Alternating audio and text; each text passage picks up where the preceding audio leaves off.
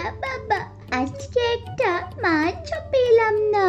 তোর ছাই, ভাবলাম বাড়িতে নিয়ে গিয়ে খিচুড়ির সাথে মাছ ভেজে খাবো।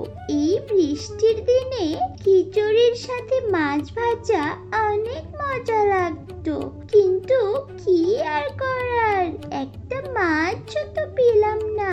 দূর ছাই, ভালোই লাগে না।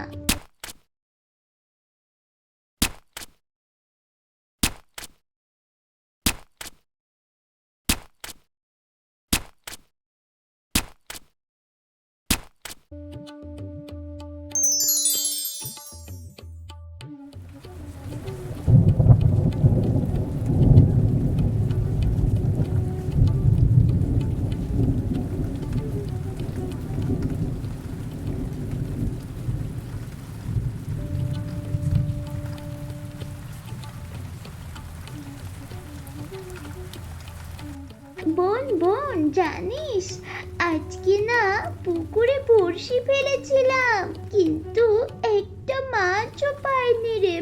তাতে কি, আজকে পাসনি তো কি হয়েছে, কাল আবার চেষ্টা করবি, দেখবি ঠিক পাবি। চেষ্টা চালিয়ে যেতে হবে, তবেই সফল হবি।